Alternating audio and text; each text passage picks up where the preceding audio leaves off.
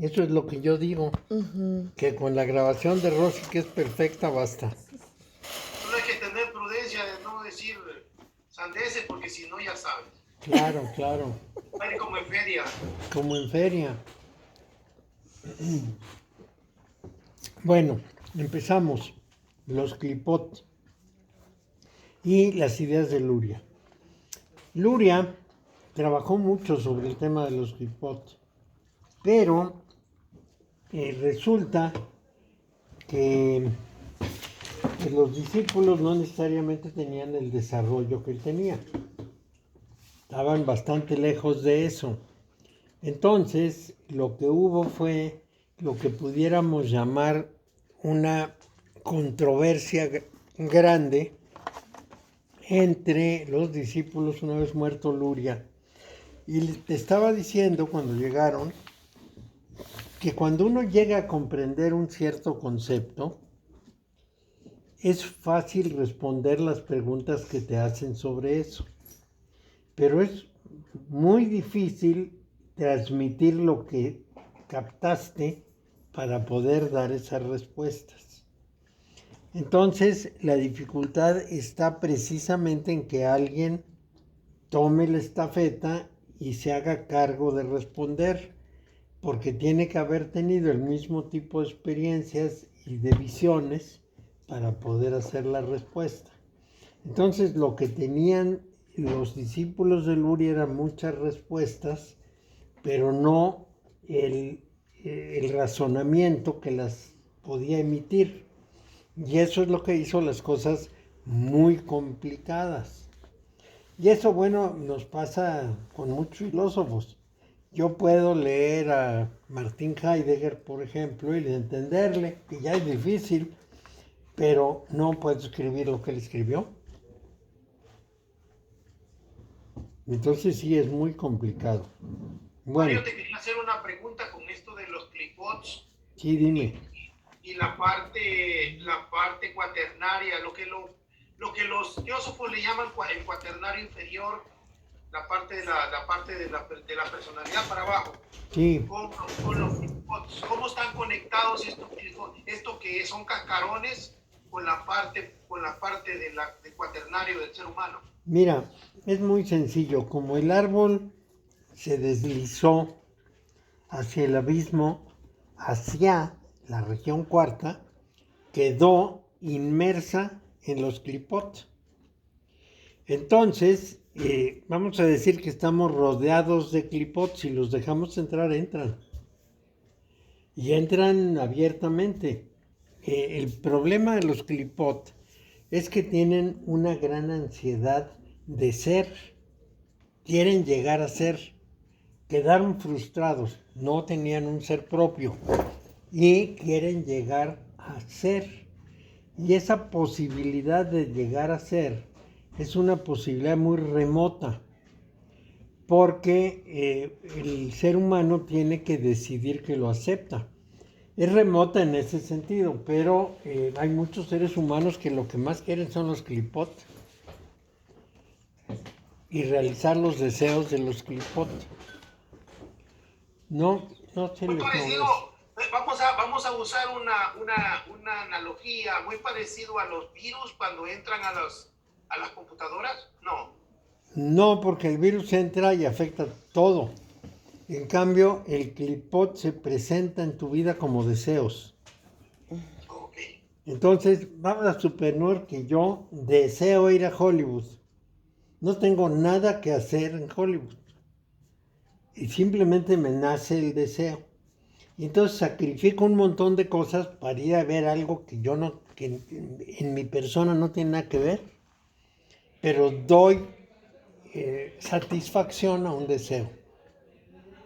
Entonces, atrás de eso, normalmente hay un clipot que me impulsa a hacer algo que yo no haría de otra manera.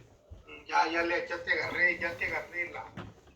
te agarré la idea de cómo es esta onda. Decía en la clase pasada que no propiamente son deseos materiales, sino son más emociones, ¿verdad? Son básicamente emocionales. La realización de cosas emocionales. Deseos materiales como poseer una casa, comprarse un reloj, son más bien empujados por la propaganda. Pero realizar alguna cosa así que la gente se propone.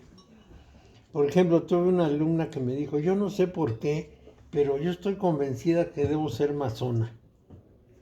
Y bueno, pues yo tampoco entendía por qué, porque además era ciega. Entonces el problema es que los masones no aceptan ciegos. Y mujeres. A nadie limitado. En Y México sí, mujeres. en México sí. Sí aceptan mujeres, pero no aceptan personas con limitaciones corporales. Porque se supone que el esfuerzo que hay que realizar es muy grande y que una persona con limitaciones no lo puede realizar. ¿Recuerdas de mi amigo, el gnóstico, el que ya murió? Sí. Que venía a la casa. Él le tenía una,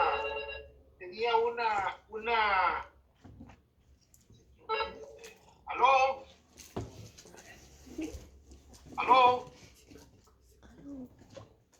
¿Cómo le fue en tenía el Tíbet, no? un deseo frustrado por conectarse con la luz astral. Y que dale que iba a entrar a la luz astral y que dale con la luz astral y que hacía su ¿cómo se llama? Sus ejercicios. Eso que estaba nublado. Pues la verdad es que no saben ni lo que dicen. Sí, pero eso se pronuncia. Espérame que me está entrando una llamada. Nelly. Sí, Estoy en una clase ahorita, fíjate. me hablas cuando te desocupes. Cuando termine, como a las 5:30, 6 te hablo. No, Está bien, Está bien. ok. de allá. Bye. ¿Cómo te fue en el Tíbet? Muy bien. No fui al Tíbet, fui a ¿cómo se llama? Ay, está mi hermana, me chingó. Aquí está. No, a Mongolia fuimos. Mira, me dieron un documento, te lo voy a enseñar. Te lo voy a enseñar, Mario. Mira cómo leo esta babosada tú. Mira. Uy, pues está en yogur. Está en tibetano. Pues no, pues nadie entiende. ¿Cómo chingados leo esto? ¿Para qué te lo dieron? Pues sí, mira, no me había fijado que está en tibetano. Mira. Sí, ya lo vi. Sí. Mira. Bueno, pues tienes un adorno por ahí. Sí. Pero ahí es que vieron bueno, no lo vieron al Dalai Lama, más bien apareció, pero había Sí un, lo vimos. pero Sí había lo un vimos, montón de pero personas. habían 50,000 personas. Se ve allá la cabecita del hombre. No hay ni manera de preguntar. No, Pues esas sí. juntas así de colectivas no tienen sentido. Entonces, lo que te estaba diciendo, este amigo de este gnóstico que tú lo conociste, una ansiedad y un deseo frustrado por conectarse con la luz astral, y hacía unos ejercicios y unos unas mantralizaciones, y el necio que se iba a conectar con la luz astral, con el astral permanente. Yo le decía, no, pues eso no te va a servir de nada. Y yo creo que ahorita que dijiste que los clifots se manifiestan como deseos, es esto que... Eso es, pero mira, además pasa algo. Él oye la expresión luz astral y quién sabe qué se imagine. Y una vez que entran a los ejercicios para llegar a alguna de estas cosas, puede ser que logren el objetivo y ni siquiera se den cuenta. Hay personas que me han dicho, es que llevo 30 años meditando y nunca ha ocurrido nada. Pues, ¿qué esperaban que ocurriera? Por eso es que no ocurre nada. Pues no, yo supongo que imaginan que están meditando y de pronto entran en un cuarto de luz y la recibe Jesucristo y los abraza. Pues, esas son imaginaciones. Lo que logras en la meditación cuando profundizas es un estado de paz, y cuando realmente entras al momento en que te desprendes del exterior, pues no te acuerdas de nada de lo que pasó, no sabes qué pasó, lo expresarás en tu vida, en tu conducta, en que de pronto tienes una idea clara que antes no tenías, pero no sabes ni qué ocurrió porque te has desprendido de tu conciencia personal. Entonces se hacen unas grandes ilusiones. Esperan una brillante iluminación, de pronto la mente comprendió todo, pues no, no es así, Y no un es por ahí. jardín y no sé cuál. Sí, ay, sí, los jardines y las mariposas, y ay, no, no, Y cuando dicen que ven ángeles, no, y hasta los cantos del cielo. Y yo les pregunto, bueno, ¿y te encontraste con Jesús en el umbral de la luz? ¿Cómo iba vestido? Pues con un manto. ¿Y cómo era el manto? Entonces le describe uno el manto medieval. Desde luego, nada de lo que había en Palestina en la época, que eran unos trajes tosquísimos. ¿Y eso del desplazamiento astral? ¿Sí se logra? Pues sí, sí se logra, pero no tiene ningún sentido, porque el mundo astral para nosotros no es real. Es nada más la curiosidad de asomarse. Y, ay, se me subí, me vi desde el techo y luego salí volando. ¿Y eso a quién le importa? Pero para aquella fan de experimentar algo diferente. Pues sí. No, y algo que es excepcional porque después lo presumen. Sí, ¿no? Y si alguien logra levitar, bueno, se pasa su vida platicando que un día levitó. Y es una babosada porque nada más te levantas y bajas. Pero es algo, digamos, como medio estrambótico, medio. Presumible. Ajá. Y Dicen entonces, mis amigos, me dicen mis amigos, ¿y qué vistes? Allí todos curiosos. ¿Y qué vistes en Mongolia? Pues son casas y lugares y personas y mongoles. mongoles que se sientan ahí. ¿Cómo se ven? ¿Cómo están con ropas así como las de los hindúes y como lo de los chinos de hace muchos años? ¿Y qué? ¿Y que ahí trajo algún documento? Sí, sí lo traje. Tráigalo, queremos leerlo. No lo van a poder leer, hombre. Ese es el documento. ¿Qué lo van a estar leyendo, hombre? nada más te lo chorreas. Mongolia es prácticamente un desierto. Sí, son estepas allí, áridas, que tú las ves. En la capital es un poco más, hay carros y como Sí, es una capital, Kuala Lumpur es una capital. haz de cuenta y caso que es Lhasa, vaya, como Lhasa. Sí, y ya. Ya hay un montón de casas modernas, un montón de gente ahí con sus teléfonos Sí, y comunicándose y viendo en YouTube. Y eso es todo, no tiene mayor gracia la babosada. esa es la capital y todo lo demás son esas estepas que de pronto se ponen heladas Sí. y la cantidad de animales que tienen y a comer borrego.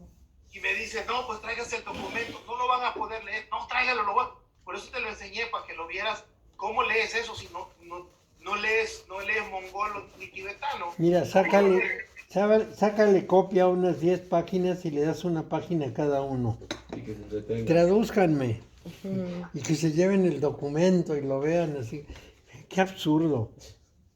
Pero bueno, así es esto. Así es esto, man. No tiene remedio. Somos muy excepcionalistas, como sensacionalistas. Sensacionalistas, efectivamente. Y todo esto va muy relacionado con la vida clipótica. Es puro cascarón, es pura apariencia. Ese es el punto clave.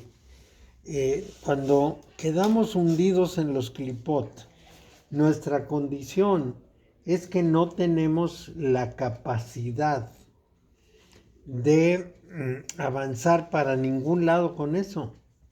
Vamos a decir que la realización de los clipot no tiene límite. Los deseos de las personas son infinitos y los clipots tienen una ansiedad de llegar a ser enorme y entonces mezclados con nosotros, las personas más o menos débiles, pues buscan la realización. Y no es tanto una cosa del orden, vamos a decir, cotidiano de la vida, sino que son lo que tuvo que tener luz, pero no la resistió. Quiere ensayar a volver a ver si puede tener la luz. Y entonces te impulsa una cosa como esta de la luz astral, que son inútiles, porque esa luz astral no es propiamente una luz, se le llama así, pero no es una luz, es una comprensión. Entonces, bueno, no sigamos especulando porque es inútil. No funciona. Bueno, Luria hizo del primer paso en la creación ese proceso al que llamó Tzimtzum, o sea, una contracción o un encogimiento, o lo que es lo mismo, a partir de un punto en su unidad se hizo un vacío, se hizo una nada, se retiró lo que era su unidad y dejó un vacío. Esa es una de las aportaciones más importantes de Luria, porque pudo explicar por qué había esa diferencia entre el mundo divino y el mundo humano, y cómo es que el mundo humano, a pesar de venir de ese absoluto, no participaba de él. Bueno, entonces Luria dio ese paso importante del Tzimtzum y nos dice que la contracción tuvo lugar en el Ein Sof, el ilimitado, el inconcebible, el no conocible Dios de la Cábala. Entonces Dios se autolimitó, digamos, dejó un espacio para poder darle lugar al universo. Eso es todo. Ahí esa es una aportación muy importante de Luria, porque se buscaba una explicación, bueno, y él dio esa. En el próximo paso, la luz entró en ese espacio en una gran fuerza para llenar unos recipientes vacíos de los sefirot, porque en la Cábala los judíos conciben todo como recipientes. Los kelim, el singular es kli y el plural es kelim. Entonces, esos recipientes son basura porque se reventaron cuando recibieron la primera luz. Entonces, ese proceso de autolimitación que generó todo esto, bueno, pues dejó salir después un chorro de luz y finalmente los recipientes quedaron destrozados. Los primeros 3 cuando menos. Entonces, esta ruptura de los recipientes se llama Shevirá. Es la Shevirá. Y los fragmentos de los recipientes cayeron al abismo creado por la contracción esta, por el vacío, y formaron los clipot. La mayoría de la luz regresó a la Ein Sof, es decir, hubo una reversión, pero algo de ella, un remanente, quedó en los recipientes, como cuando se nos rompe un vaso, se tira el agua, pero en algunos vidritos queda algo de agua. Entonces, eso lo tienen los clipot, es un asomo de luz, pero completamente fuera de la función. ¿Por qué? Bueno, porque la función estaba destinada a que de ahí pasara esa luz hacia abajo. Y en los clipot solamente quedó un pequeño remanente. Gershom Scholem describe la Shevirá, que es esa ruptura, y la expulsión de los clipot, como si fuese un purgante, no un error, no un problema de construcción, sino como una catarsis. Quizá el universo, en su característica de recién hecho, venía con una placenta que tenía que ser expelida, separada, y fue arrojada a la noche. Por ejemplo, para darte alguna idea equivalente, cuando finalmente los españoles conquistaron la Gran Tenochtitlan, ocurrió que en lugar del Palacio Real, pues es lo que se convirtió en el Palacio Nacional de México. Pero primero fue Palacio Virreinal. Entonces, los indígenas no dejaron que un arquitecto español hiciera el palacio. Lo hizo un arquitecto indígena. el hijo del arquitecto de Moctezuma, porque en el palacio hizo todo lo necesario para que en él hubiera los contenidos y las proporciones que satisfacían los conocimientos que ellos tenían y las ideas que practicaban. O sea, logró pues cuajar en ese palacio una tradición indígena. Una vez terminado, lo quemó, porque si no resiste una quemazón, no vale la pena. Entonces resistió la quemazón y luego ya hubo una reconstrucción posterior que ya no hizo él, la hizo un español. Pero el trazo ya estaba hecho. Y ese rito de quemar el edificio, en el caso del mundo indígena de México, era muy importante. Una purgación. Ya se asegura. Esa purgación es la misma que dicen algunos que ocurrió cuando los clipots recibieron la luz, no la pudieron sostener y se fueron al abismo, y en esas condiciones esa luz pues en parte se perdió, otra regresó, pero esos clipots quedaron de inútiles, pero con un deseo de ser los sefirot. Entonces ese deseo a cada rato surge y es un deseo que pudiéramos llamar más del mundo espiritual que del mundo material. Oye, Mario, entonces en su gran mayoría los seres humanos somos remanentes de clipos con alguna pequeña carga de luz.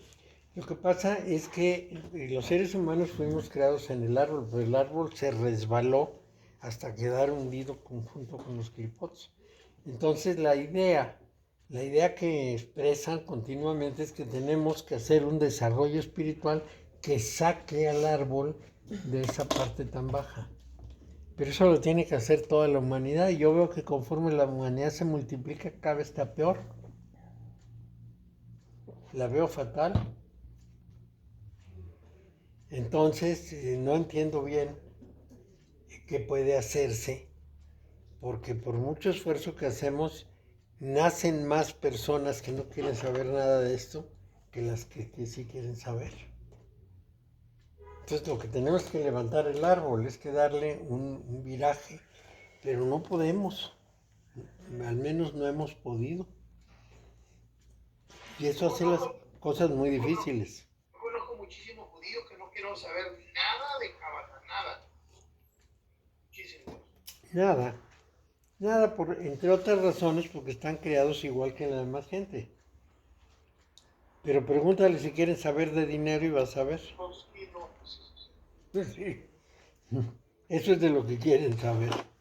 Bueno, entonces, quizá justamente hubo una purgación. Una manera de mirar a la Shevirá es la siguiente. La autocontracción del Tzimtzum fue un acto divino, fue un juicio. Y así en la raíz del acto creativo fue la cualidad que los cabalistas identificaron con la fuente del mal, porque era un juicio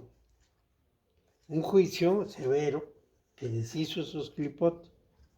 Entonces, para los cabalistas, o para algunos cabalistas, pero la mayoría, el pilar de la izquierda es la fuente del mal, el árbol del conocimiento del bien y del mal. Entonces, para más o menos explicarlo, de ellos dirían aproximadamente lo siguiente. Dios le prohibió a Adán y Eva, que son personajes no como nosotros, porque se supone que Adán y Eva eran una sola realidad hasta que vino la caída, y dijo, no vayan a comer de ese árbol, el árbol de la forma, el árbol de la severidad, el árbol del juicio. Comieron del árbol de la severidad y se convirtieron en eso. Más que correrlos Dios del paraíso, comieron de lo que no debían porque ellos estaban en una condición ideal y de pronto aterrizaron en la forma. Y al aterrizar en la forma se separaron el macho y la hembra. Pero no solo eso, sino que empezó todo el proceso de la persecución de la forma. Todo lo que tenemos ahora del afán de enriquecimiento y del afán de posesión, de la apariencia, etcétera, no es sino afán de la forma. Y todo lo que contradecimos a la naturaleza es el afán de la forma. Por eso era pecado, no porque estuviera bien o mal, sino porque era altamente destructivo de un estado de cosas ideal. Entonces, estaba presente en tal cantidad ese mal que una creación balanceada solo podría lograrse eliminando el desbalance. Entonces, la Shevirah fue una acción correctiva en la que los poderes desequilibrados del árbol izquierdo, los recipientes rotos, fueron eliminados hacia el abismo. Estamos hablando de 3, que son Binah, Geburah y Jod. Bueno, fueron sustituidos. Haya sido una purga o haya sido un error y todo se lo llevó el diablo, de todas maneras la Shevirah fue catastrófica. Ahora, pensemos en una cosa muy particular. Para los judíos, Dios no es perfecto porque se equivoca.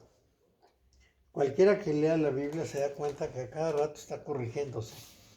Ve y haz esto y luego llega el otro, ya lo hice, no, sabes que no me gustó eso, no me deshazlo.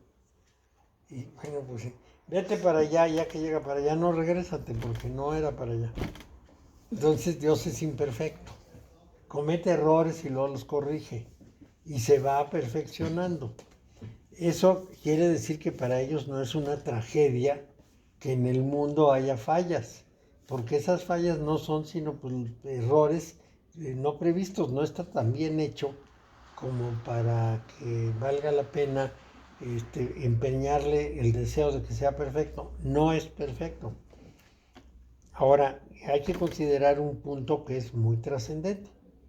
Pero mira, Mario, cómo eso tiene que ver mucho en el psique del judío y del no judío. Claro. Porque el judío entiende que Dios no es perfecto, se perfecciona en el siendo, en el ser siendo, Él se va perfeccionando. Nosotros, como occidentales y cristianos que somos, queremos que todo sea perfecto y no es así. No es así. Pero vamos a ver ese punto. Aquí insistiré en algo que ya les había comentado. El mundo, el universo y nuestro planeta Tierra eran perfectos hasta que apareció el ser humano. ¿Y por qué digo que eran perfectos? Porque todo sucedía como tenía que suceder. Un animal se comía a otro, se derrumbaba un cerro, aparecía un volcán y estallaba, etcétera. Había una colisión en el cielo, pasaban muchas cosas, pero, y este es el punto clave, esas cosas que pasaban no eran ni buenas ni malas, ni bonitas ni feas, nada más sucedían. Eran nada más, eran. Sí, cuando aparece el ser humano como un animal más, se suma a esa condición. El ser humano vive migrando y recogiendo lo que pudiera comer y cazando, ya cuando tenía la capacidad de cazar, primero animalitos muy chicos y ya que hizo armas, animales más grandes, pero era un cazador-recolector. Uno más, como cualquier otro animal, como los simios. Pasa el tiempo, pasan 230,000 años, el ser humano va desarrollando la capacidad de hablar y luego de pensar con lo que habla, y en ese momento aparecen los juicios de bueno y malo. Eso no lo debemos olvidar, porque vamos a decir que la iglesia, sobre todo las iglesias católica y protestante, el cristianismo de Europa, esas iglesias han insistido mucho en que el diablo existe desde el principio de los tiempos, pero en el principio de los tiempos el diablo no tenía a quien engañar. ¿Qué podía mal aconsejar a un león para que se comiera la leona o qué? No, no existía. ¿Cuándo empieza a existir la idea de un diablo malaconsejante con los seres humanos? Esto es un fenómeno humano. Esa dualización del universo es un problema del ser humano. Él es el que ve las cosas duales.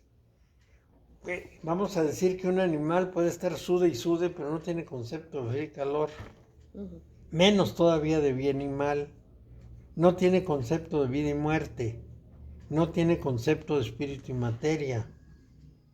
Es más, ni siquiera tiene concepto de creación. El poder de realización de la persona es muy grande. Nosotros podemos realizar cosas que no están ahí, pero los animales no. Entonces es un paraíso verdadero la Tierra. Pero el ser humano empieza a razonar y como la razón del ser humano es muy cortita, razona boberas y empieza a desarrollar una gran cantidad de lo que son aparentemente ideas refinadas y no son sino unas invenciones de su imaginación. Empieza a ver demonios donde no lo hay y empieza a ver preferencias en todas las cosas de su vida, en la conducta humana, en dónde debe vivir, en cómo debe vivir, de qué color pinta el cuarto. Es una cantidad verdaderamente impresionante de intervenciones sobre el orden del mundo. Y esas intervenciones, como son voluntarias, generan karmas. Y como generan karmas que son reequilibrios, es decir, el ser humano actúa, desequilibra y luego tiene que haber una fuerza contraria que equilibre. Entonces, cuando viene el equilibrio, el ser humano se queja. Pero ¿por qué me pasa esto? ¿Por qué tengo que pagar estos karmas terribles? Bueno, porque en otro momento hiciste la burrada de irte para aquel lado y ahora tienes que irte para el otro. O si pudiéramos decirlo de esta manera, tomaste el péndulo y en vez de moverlo un poquitito, pues lo llevaste hasta el extremo, lo soltaste y se fue hasta el otro lado. Pues así es. Esto es como tirar un boomerang y que te regrese y te pegue en la cabeza, más o menos. Entonces aquí todo el problema estriba en que es un problema del ser humano. Es una cuestión humana, no es una cuestión de la naturaleza. ¿Nunca has visto tú un león llorando o frustrado porque no cazó a la gacela? No. No agarré la gacela. Y pateando el suelo lleno de coraje y diciéndole a la leona, quítate de aquí, pues estoy enojado. No. Y aquí enojada porque no le trajo la gacela. Oye, Mario, yo no lo he visto, pero a lo mejor sí se contraría porque tiene hambre, porque quería cazar. Pero a mí me cuesta trabajo. Cuando explicas lo del péndulo me queda muy claro. Pero, por ejemplo, yo digo, si yo fuera a decidir talar un bosque, tendría que tener esa consecuencia. Pero si decido pintar una habitación, se me hace algo muy, muy banal. Entonces no sé hasta dónde uno tiene que ir midiendo sus actos, sus deseos o sus acciones que de repente pudieran parecer necesarias desde mi concepto de formación y no lo son. Mira, si pintas una habitación, es una pequeñísima oscilación del péndulo, porque no afecta nada.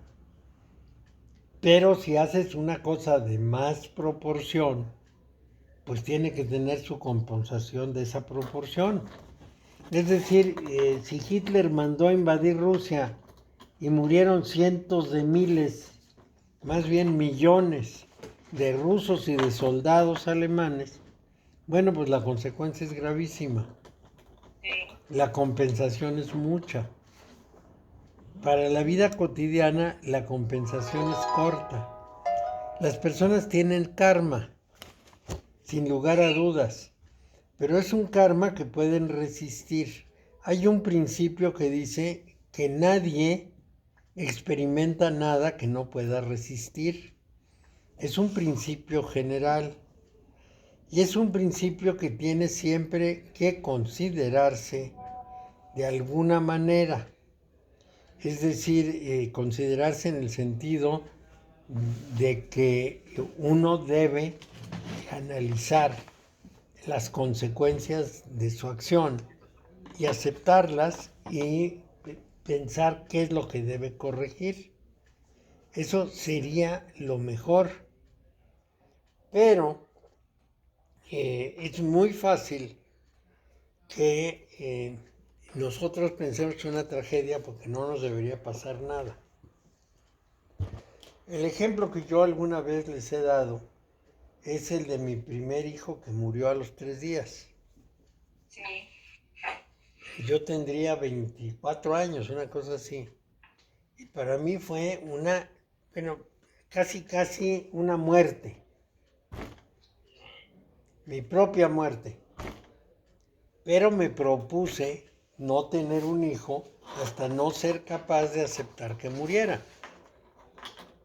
Y así lo hice.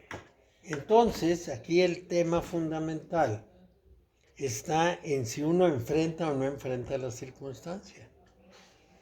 Porque a una persona se le muere un hijo y entonces empieza a renegar de Dios y a decir que esta vida es horrible y que el mundo es espantoso. No es cierto, no es espantoso, el mundo es así. Las personas viven y mueren y unas nacen mal y otras nacen bien. Así es. Y no tiene uno por qué hacer una tragedia, pero la hace. Y se queja muchísimo. ¿Por qué tengo yo que pagar esto? Más bien lo que están diciendo, ¿por qué no se cumplen todos mis deseos y todos mis caprichos? ¿Por qué? Pues porque a la gente se le pueden frustrar las cosas y no acaba de entender. No acaba de entender que tiene que reflexionar sobre cada problema y ubicarlo en cuál fue y cuál ha sido, cuál que sigue siendo lo que genera eso y cómo resolverlo. Eso no tiene remedio. ¿Por qué?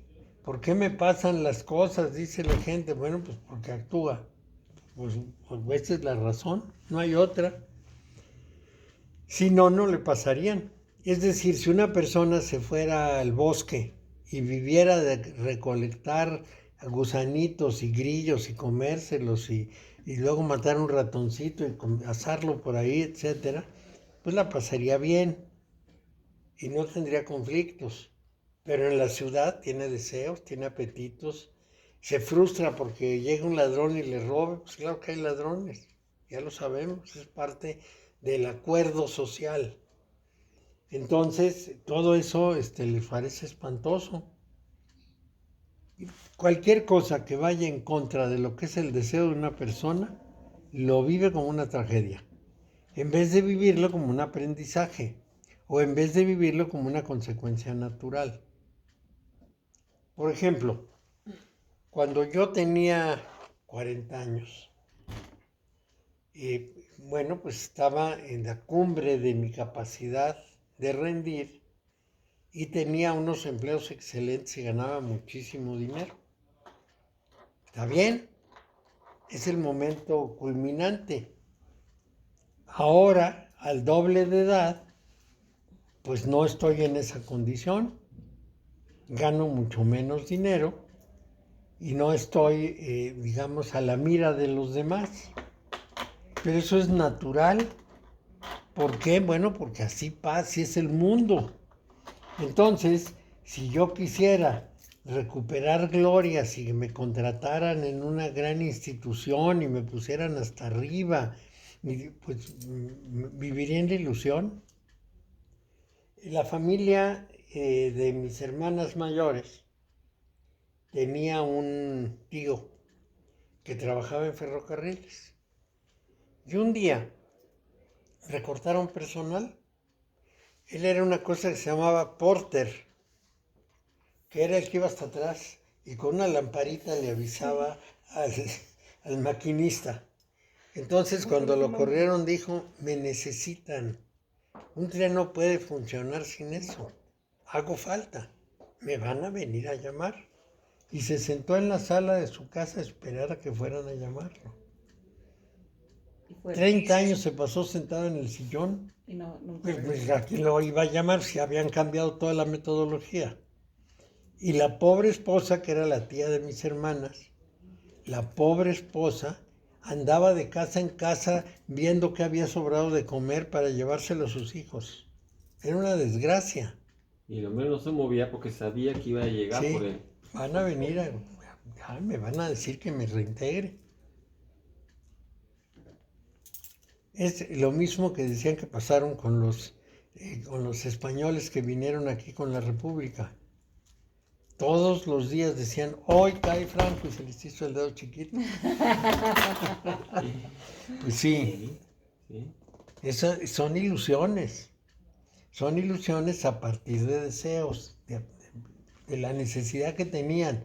Ellos estaban convencidos que tenían la razón, pero Franco tenía la fuerza y el apoyo. De la forma. Claro. Cuando llegó el general franquista a Salamanca, a la universidad donde Miguel de Unamuno era rector,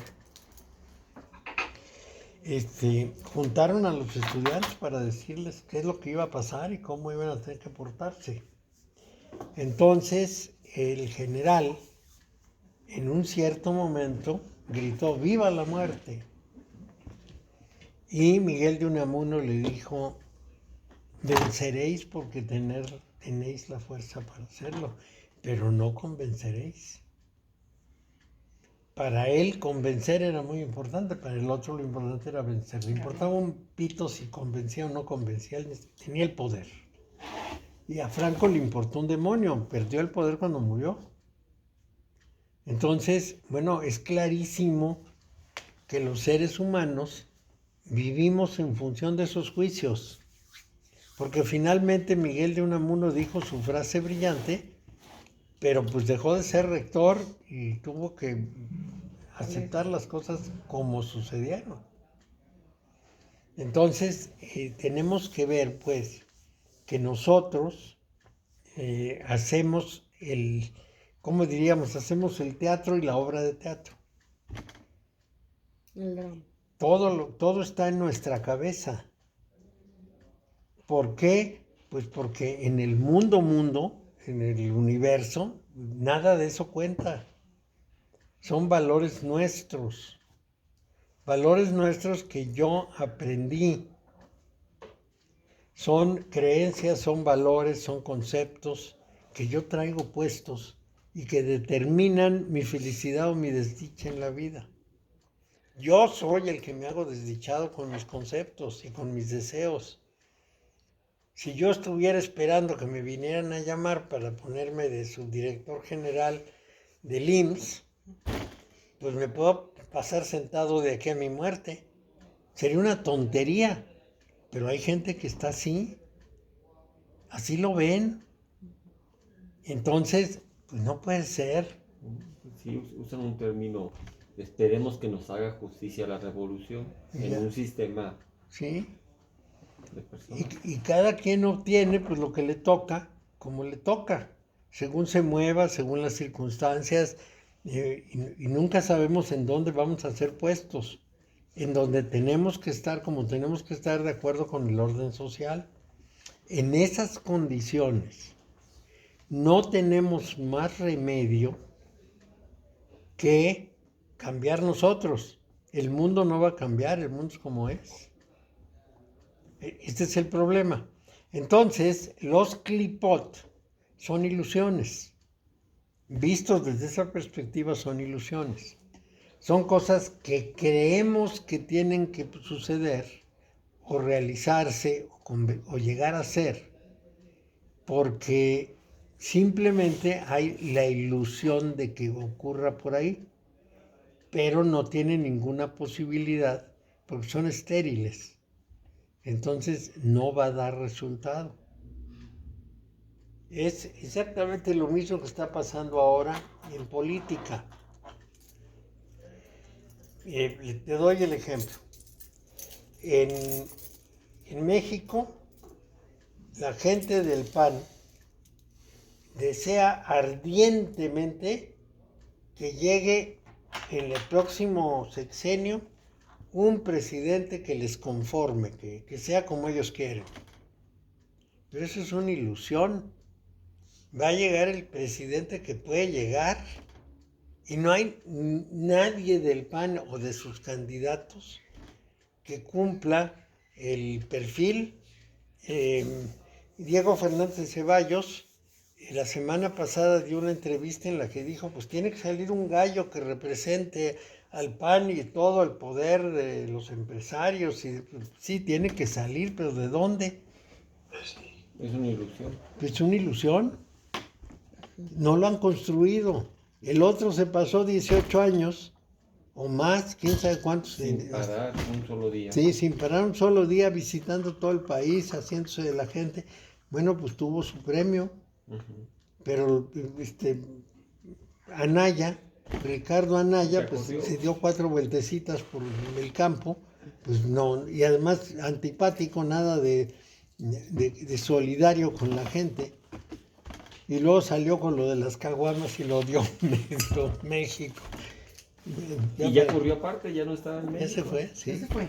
Sí. Se fue a Estados Unidos, se fue a Atlanta. Sí, desde allá va a hacer campaña. ¿Por qué? Porque quiere emular a Juárez. Tiene miedo. ¿De que le hagan algo? Resulta que la Procuraduría, la Fiscalía, lo llamó a declarar en torno a los moches esos de petróleo, de la ley energética.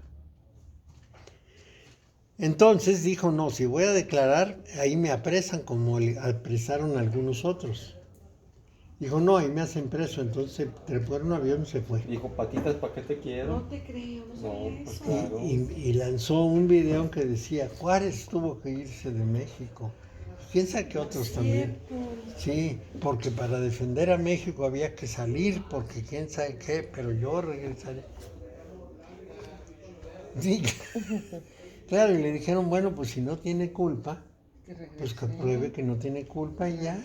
Si todo es limpio, claro. Porque pudiera decir, me están acusando sobre algo que ni siquiera conozco, pero me están acusando de cómo es que tenía una nave determinada, de dónde sacó tanto dinero para vivir, cómo enriqueció a la familia, a la esposa. Oye, pero ¿por qué, por ejemplo, con él se fueron tan cizañosos, o bueno, tan así, y con todos los gobernadores de Tabasco? No, o sea, ahí están en la cárcel varios gobernadores, no, tienen como 6 gobernadores en la cárcel.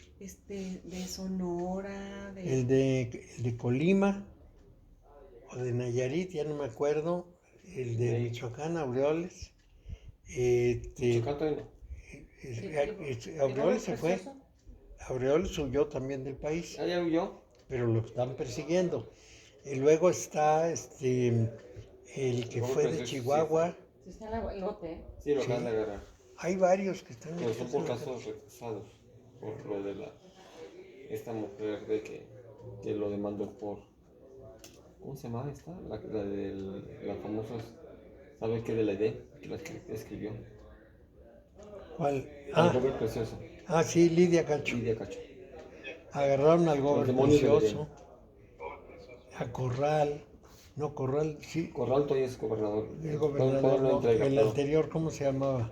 Duarte. Duarte lo tienen preso en Estados Unidos. Hay dos Duartes, uno de Chihuahua y uno de Veracruz. De Veracruz. Y también, y Yunes, y tienen a varios, pero en la picota. Bueno, Yunes todavía no lo agarran, pero ya está acusado. Oye, uno del PRI y otro del PAN, Mario. Uno del PRI y otro del PAN. Ya se zafó. Medina de Mora. todos lados. Ya se zafó. Ya zafó. Medina se robó lo que quiso. Ah, no, pero no es Medina, es Rodrigo Medina. Rodrigo.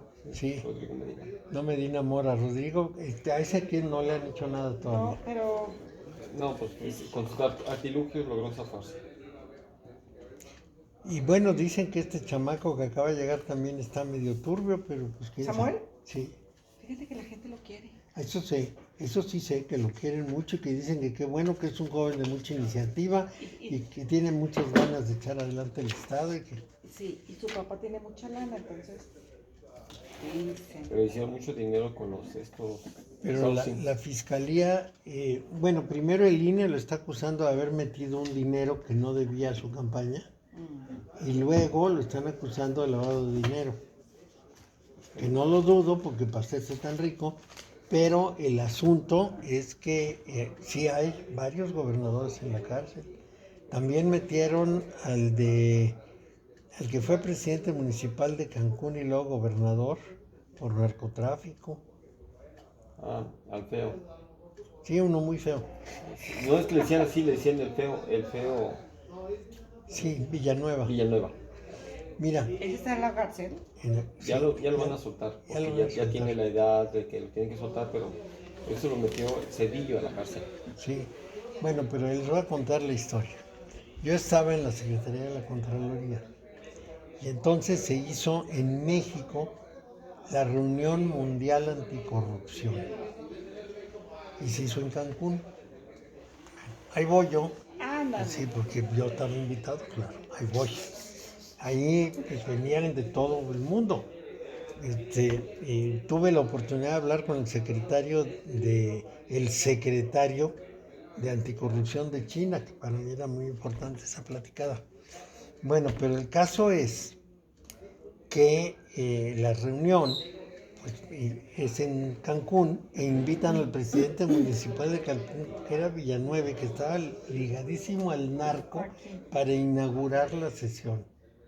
¿Con qué cara? Y la inaugura, y luego, claro, a la cena y a la representación en la mesa principal, porque era el presidente municipal. Háganme favor, qué ridículos de este país. Y resulta que todos los anticorrupción con un super corrupto. Dice que no es Pero ahí posible. todavía no se sabía. No se sabía. ¿O sí? Bueno, no se hacía público. No, porque se habló que hubo mucho, creció mucho el narcotráfico en aquellos tiempos, que fue lo que se le cuestionó. Y principalmente porque los norteamericanos que acostumbraban a venir, en los jóvenes norteamericanos, regresaban muy drogados, sí, ya con indicios. Si venían a Cancún y ahí había cancha libre para todo tipo de Estaba cosas. ligadísimo él al narco. Y las acusaciones vinieron de ahí, ok, te vienen, aquí se drogan y después aumentan su consumo allá, vienen en Estados Unidos, en lo que se cuestiona en Estados Unidos. El caso es que está en la cárcel. Bueno, hay varios que sí están. De manera que Anaya no es uno más, pero además es que él era el presidente de la Cámara cuando se aprobó la ley energética. Y él recibió los paquetes de dinero para repartir. Anaya. Sí, de eso lo acusan. Ah.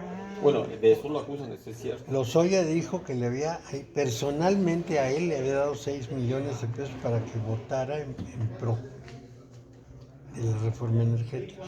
Y le dio muchos más millones para que distribuyera con los diputados y senadores.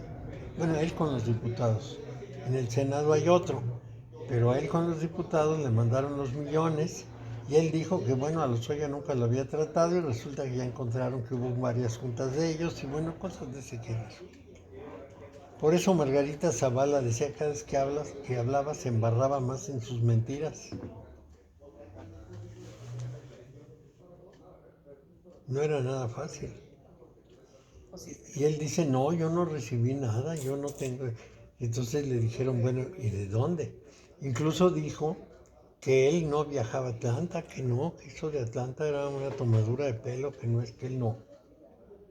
Y resulta que ya le sacaron de la línea aérea, ¿cuántos fueron? 102 o 110 vuelos en 2 años. Iba cada semana y regresaba en primera a Atlanta. ¿No? ¿Y Atlanta qué iba? Tiene la familia. Él Él vive allá. Cuando él fue candidato a la presidencia, sus hijos estudiaban en Atlanta. y se quedó su esposa. Y pero esa noticia la sacaron cuando era candidato. Y el fin de semana volaba a Atlanta y regresaba. Cada 15 días iba a visitar a su familia. Pues, pero tenía 110 vuelos en 2 años, que es prácticamente uno por semana. Entonces, imagínense el gasto en primera. Y eso lo pagaba. Pues quién sabe, pues tiene copia de... Es que él declaró que ganaba 400,000 pesos mensuales. Y le dijeron, ¿de dónde?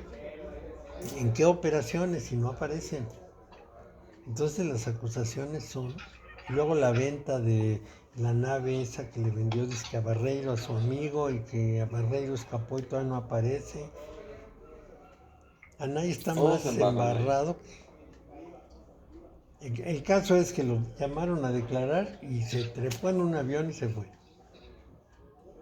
Y eso está muy penado también, ¿no? Sí, claro. Pues lo que pasa es que sí, es, es una orden es una solicitud de declarar. Todavía no está. No es delito. Todavía no es delito. Pero- Es delito cuando después de 2 o 3 ocasiones que te llaman y no vas, entonces existe una orden de presentación. Y orden de presentación es, te presentas porque te presentas. Y si no vas a esa orden de presentación, entonces sí hay un delito por desistimiento. Desistimiento. Aquí el tema es que muy pronto le van a pedir a la Interpol que lo localice y lo regrese. Es lo mismo que pasa con Inés Gómez Mont. El marido de Inés Gómez Mont tenía unos, ¿qué pudiéramos decir? Unos manejos muy sospechosos. Y ella, pues se prestaba, porque su nombre figuraba en cuentas de banco y todo esto. Entonces, van sobre ella y se escapó también, está en Estados Unidos. ¿Quién sabe? Dicen que está en Estados Unidos. Pero a ella sí, como ya era un delito tipificado, le mandaron ficha a la Interpol. En cuanto la agarren, igual que a Lozoya, se la traen. Oye, Mario, imagínate que ese canalla hubiera sido el presidente de Estados Unidos. No, hombre, qué barbaridad. Como Salinas, ya tendría 6,000 millones de pesos. No. Oye, pero Pues es que la política así limpia no es. Bueno, pero son las ilusiones. Y los salvadoreños no cantamos tan mal la ranchera, que así andamos también.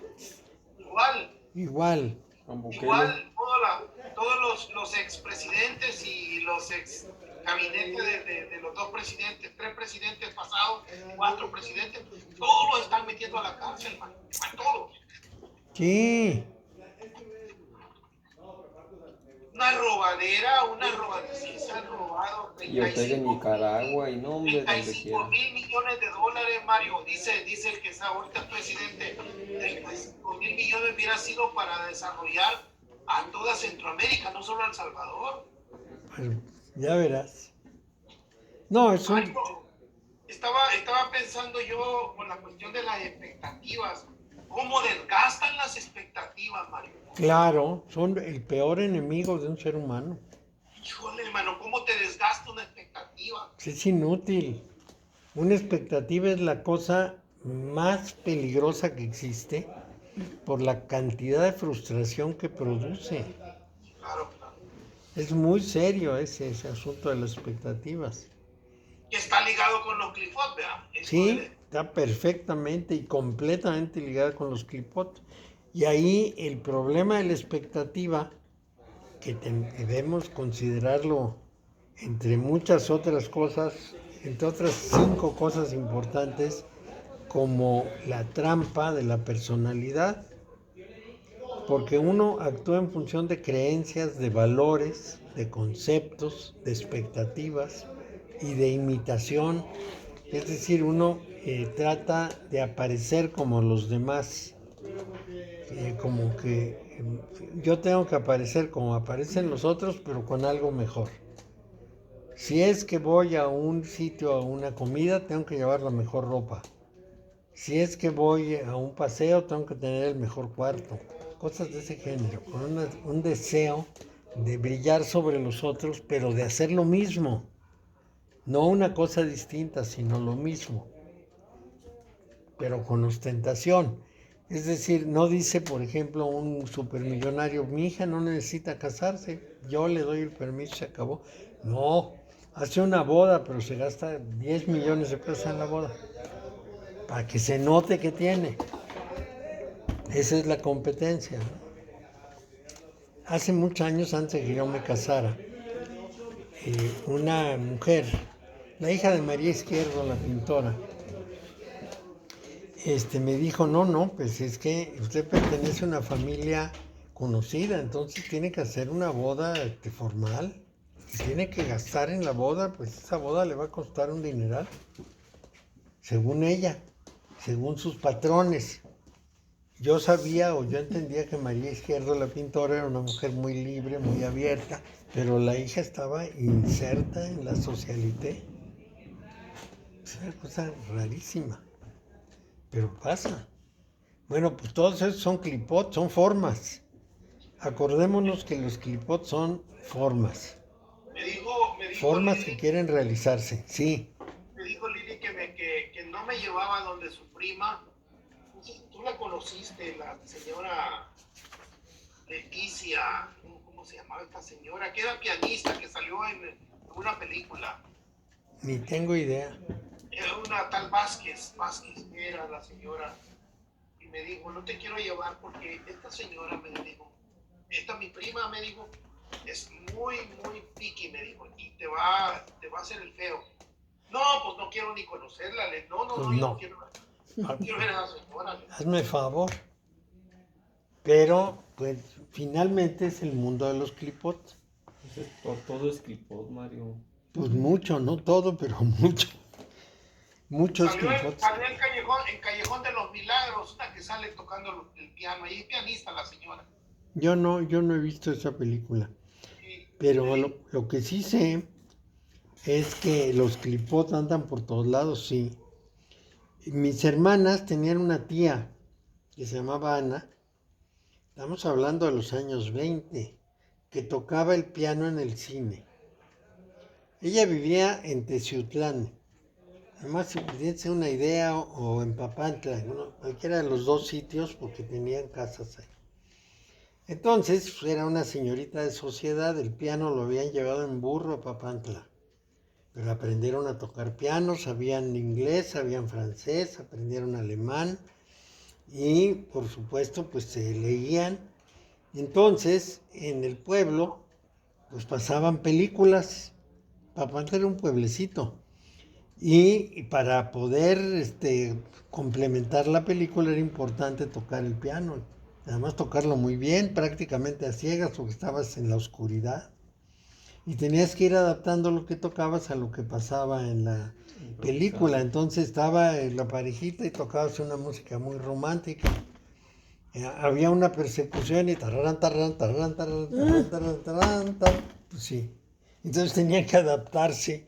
Y bueno, pues era una señorita muy elegante. Yo no conocía a la tía Ana, pero conocía a la tía Lucía y era una señora, bueno, así que tú la veías y luego le adivinabas el que era de la alta. Muy refinada, un encanto de mujer, muy propia, ¿no? Un encanto. Por favor, los tecitos. Sí.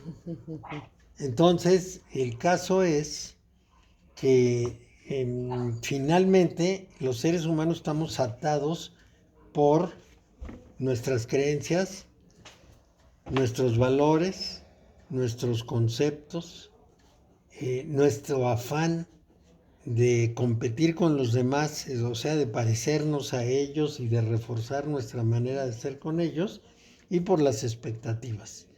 Esos son 5 de las 6 trampas. Hay una que es los condicionamientos, pero en esa la persona no interviene y no son prácticamente suprimibles porque le quedan uno grabados. Se te olvidaron ilusiones y deseos, eso no lo mencionaste. No, ilusiones y deseos son parte de todo esto. Finalmente, las ilusiones y deseos vienen en las expectativas. Y las creencias también te generan ilusiones y deseos. Es decir, cuando a mí me educan, soy niño, soy un bebé, empiezan a formarme y me van transmitiendo con su comportamiento y menos con sus palabras, mucho menos las palabras, mucho más el comportamiento, cómo debo actuar yo y qué debo creer. Entonces, como yo soy niño y no tengo criterio para hacer diferencias, pues lo que hago es imitar, repito lo aprendido.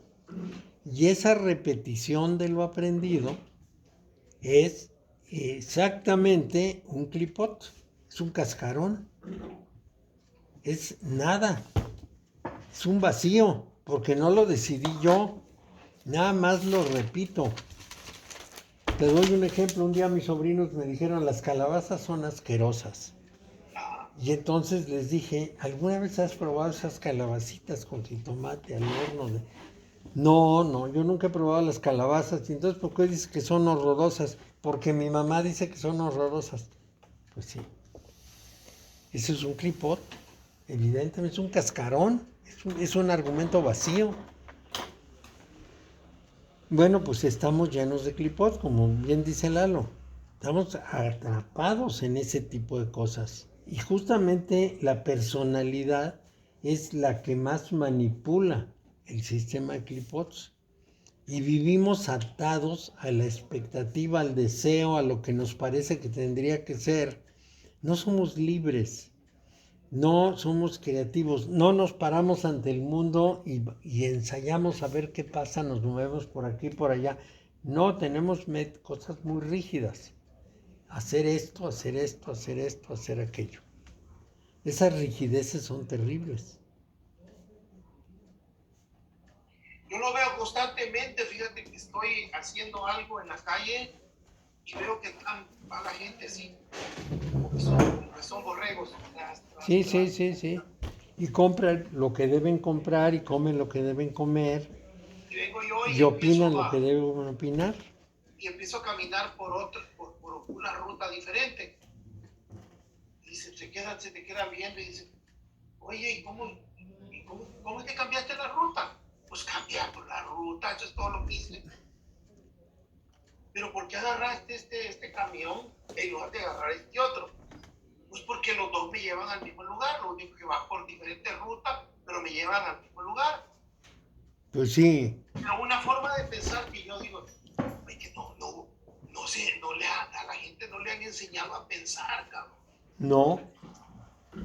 No, porque es lo que menos quiere la sociedad, que la gente sea independiente y piense por su lado. Tiene que repetir lo que hacen los otros para que todos vayan por el mismo caminito. Es muy importante. Bueno, entonces, ¿qué te puedo decir? Decían de una historia que un señor le preguntó a otro, oiga, ¿cuál es la acera de enfrente? Y le dijo, la de allá. Y le contestó el primero, pues allá me dijeron que era esta. Bueno, como el indio que le dijo, le preguntó al hombre, oye, ¿para dónde es el sur? Para allá, jefe. Y el norte está para allá, jefe. Hombre, qué indio más estúpido, pero no me pierdo, jefe. Bueno, entonces, haya sido una purga, haya sido un error. Fue catastrófica esa Shevirá, esa rotura de los clipot. Nada fue como debería ser en un mundo ideal. Vamos a decir, como que se contaminó. Se hizo bolas el barniz. Los 4 mundos de la cábala resbalaron y el más bajo, el mundo de Asea, llegó al mundo de los caparazones. Y esto puede ser visto, por ejemplo, en una imagen que desarrolló la Golden Dawn, la aurora dorada, del Edén luego de la caída. Bueno, mucho de la cábala del Uriá tiene que ver con acciones correctivas diseñadas a traer la restauración de la creación, a eso se le llama tikkun. Buenas tardes. Muy bien, ¿qué dices?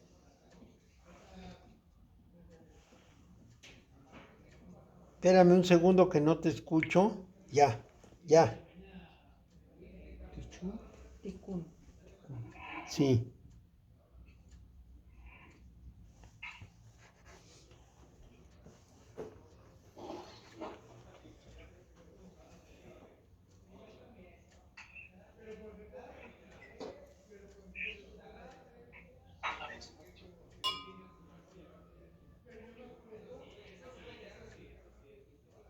Sí, sí, es un uso correcto. No, reivindicarse es volver al estado que tenías originalmente. No viene de vindictas, viene de venganza. Es lo mismo que venganza. Reivindicarse, o sea, regresar al inicio, limpiar el nombre, vamos a decir.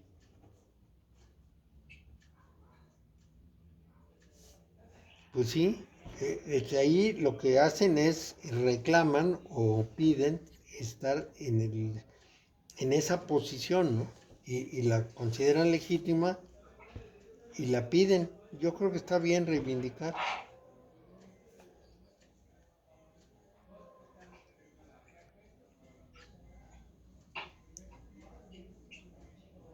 Vea, prefiero reivindicar porque es volverlos a su lugar, ya que ellos enterraron a los héroes, pues tienen que reivindicarlos, tienen que traerlos de regreso. Sí, así es. Sí, pero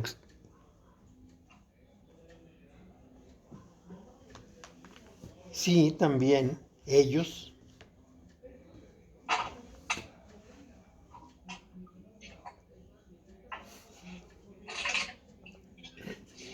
No, reivindicarse, porque es el reflexivo.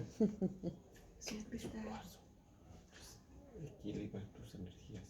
Sí, Entonces, dándole una intención. sí, ¿Qué intención estás dando? perfecto. Ándale pues, La armonía total. hasta luego. Armoniza con la naturaleza. Y está reivindicando.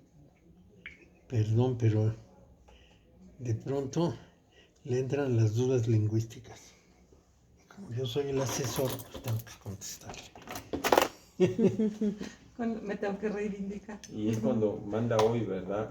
A publicar. Hoy Mañana sábado en la mañana. No, pasado mañana. el sábado. Entonces, en general hace el artículo el jueves, me lo manda, yo lo reviso, le hago comentarios, etcétera, corrige lo que quiere corregir y lo publica. Que está bien, porque yo creo que todos deberían hacer lo mismo. Lees el periódico y dices, ¿quién más escribe este? Sí. No, son muy buenos escritos los de Alguien le dijo un día, oye, ¿cómo ha mejorado tu redacción? Yo cuando comenzaba a leer decía, Es que hacía unos artículos, este es Alejandro. hacía unos párrafos de este tamaño, además en una sola frase, y no cortaba la frase, no, pues espérate. Ya le puse el número de palabras que puede tener en una frase, en una oración, el número de líneas que debe tener en un párrafo, dónde dividir, todo esto le fui diciendo que tuviera que hacer. Y lo hasta mejor. Sí, mucho. Sí, va mejorando. Qué Se entienden ya los artículos. De pronto decías que está diciendo, no, ya. Hemos trabajado bastante. Y bueno, cada semana me manda su artículo, yo lo leo, lo critico, le digo, le comento y él ya lo publica. Él es muy amigo del Banco del Bajío. De Salvador Oñate. Muy, muy amigo. Era muy amigo también de este hombre, Padilla, Arnulfo. de Arnulfo. Sí, era un grupito que Sí. muy determinado. Se llamaba La Mesa Divina, pues se reunía una vez a la semana a discutir y dialogar. Ellos se autonombraban La Mesa Divina. Qué elegantes, ¿verdad? Sí. Clipota aparte. Sí. Hablando de clipos. Sí. Bueno, entonces el gran problema, todo se está grabando. Bueno, la amistad que tuvieran, qué bonito. Sí. Buenos amigos. Entonces, el problema es que, vamos a decir, todo eso tiene que ver con acciones correctivas para una restauración de la creación. Un ticún, casi de lo que estábamos hablando de la reivindicación, para que las chispas de luz que están atrapadas en el reino de los caparazones puedan ser liberadas.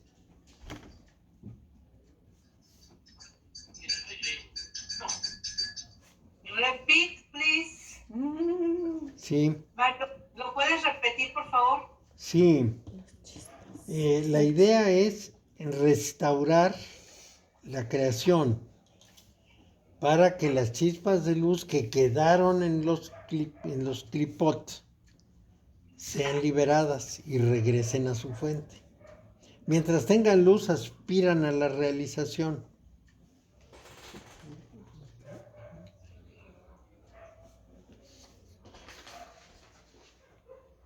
Las chispas de luz que están en los caparazones pueden ser liberadas y regresan a su... Sí, es una restauración, ¿verdad? Vamos a decir que mientras haya vida, hay esperanza, man. Pues sí, sí. Bueno, entonces tenemos que considerar finalmente que estamos hablando de formas informes, de sombras sin color, de fuerzas paralizadas, de gestos sin movimiento, o sea, de un vacío. Los clipot en última instancia son vacío. Bueno, entonces vayamos a otro tema, que es la cábala práctica. Hemos estado hablando de cábala teórica. Ahora intentemos pasar a vivir la cábala, porque los judíos dicen, y dicen con mucha razón, que la cábala es una forma de vida, es una manera de abordar la vida y de realizar la vida. No es un aprendizaje exterior, por eso no se puede enseñar. Es un trabajo propio, es un esfuerzo personal que es muy importante. Entonces, eso hay que trabajarlo.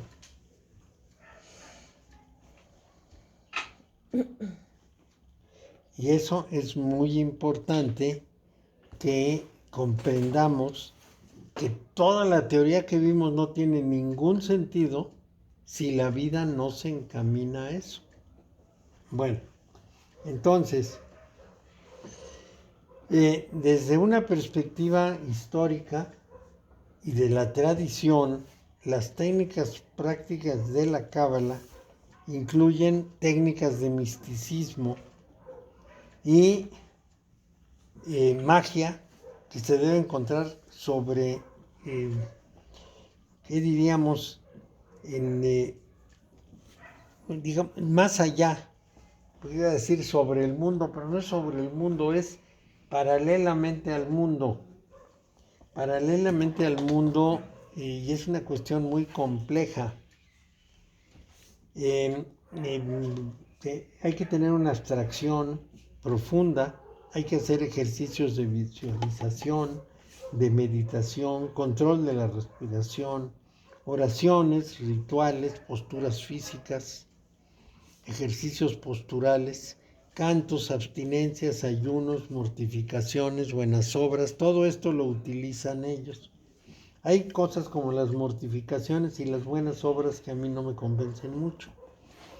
Digamos que eso tiene más tono moral, pero todo lo demás, o sea, esas técnicas del misticismo, empezando por las abstracciones que se tienen que tener, es decir, la comprensión de las cosas no como una idea verbalizable, sino en su naturaleza.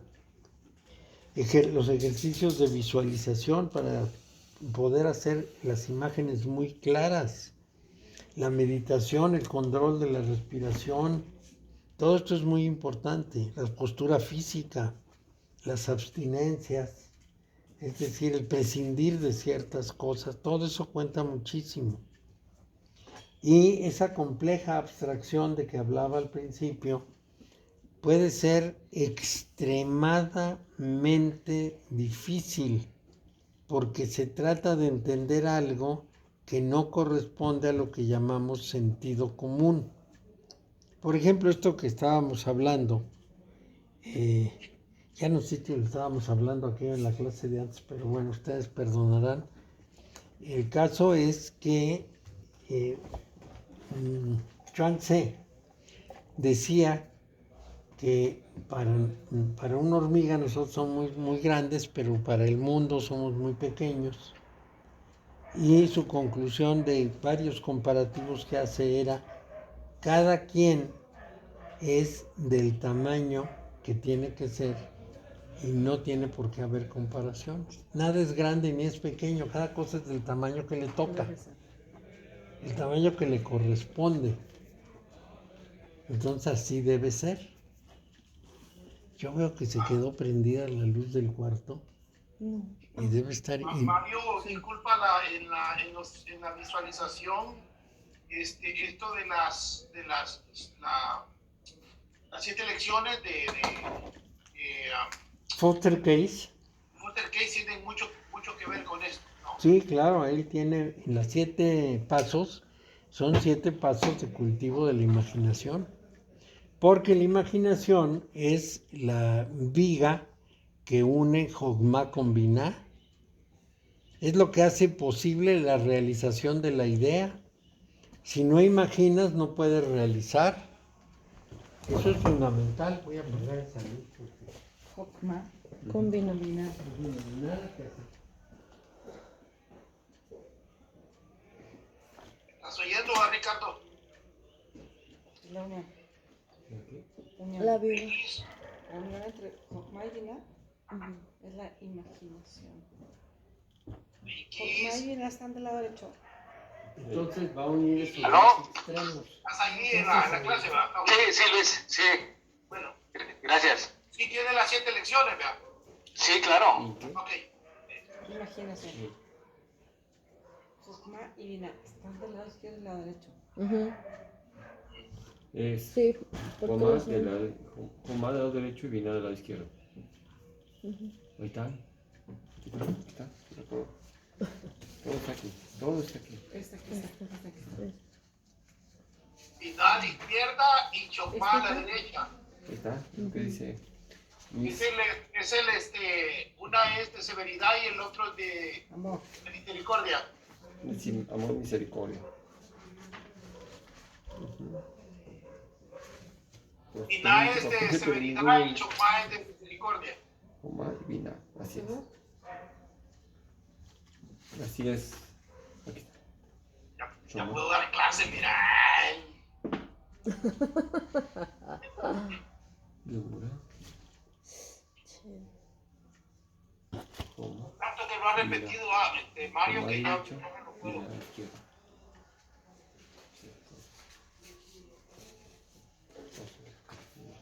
que ya se lo grabó. Se vino de México. Laura. Está aquí, visita. Ahí está bien. Está aquí. Sí, yo. Sí, sí. No la Está presté bien. atención. Yo sabía que era tu hija.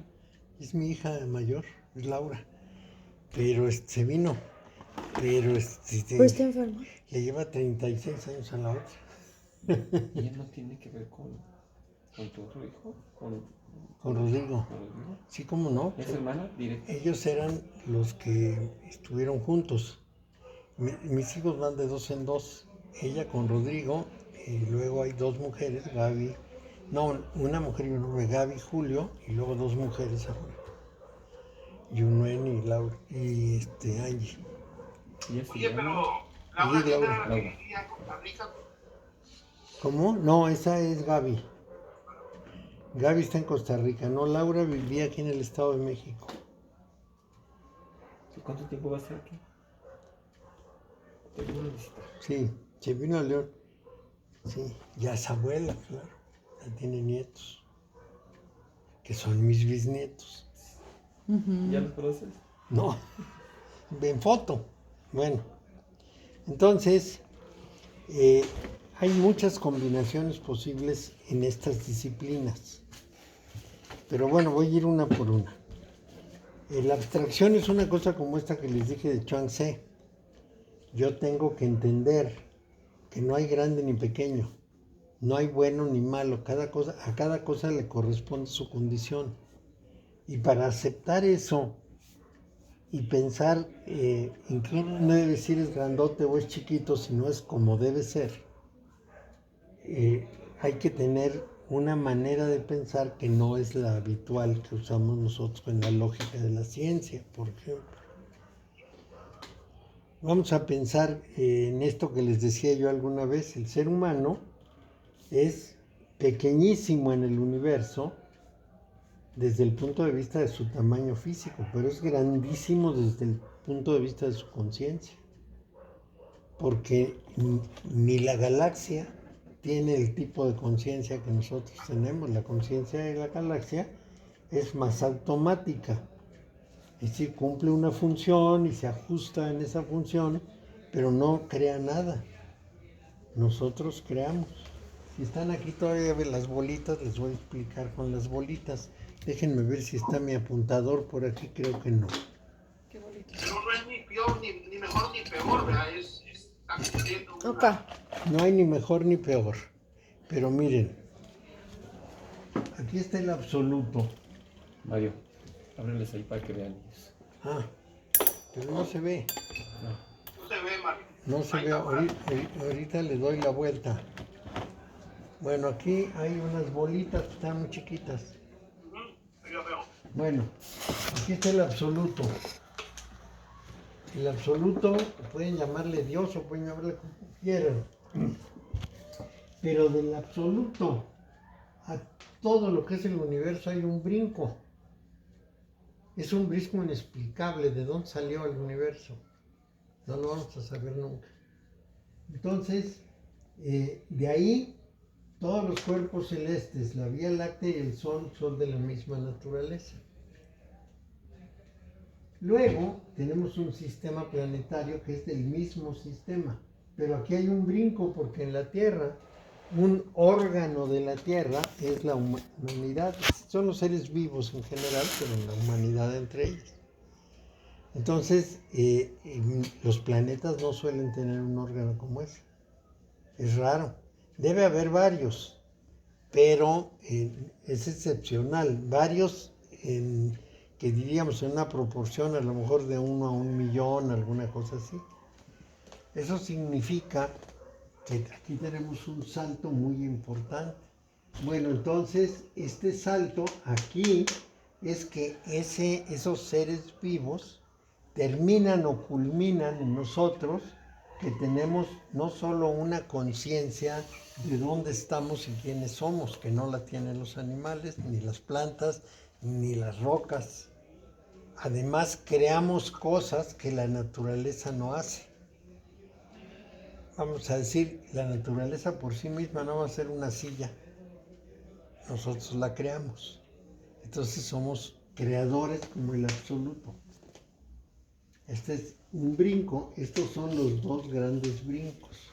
Mario, quiero hacerte una pregunta aquí donde estás explicando eso, porque nosotros en los grupos de apoyo de 12 Pasos o los grupos del Dr. Ayala o los grupos de AA o neuróticos anónimos, lo que quieran, hablamos del poder superior, el poder superior guiando a todas las cosas. Sí. El poder superior lo pudieras poner ¿a dónde?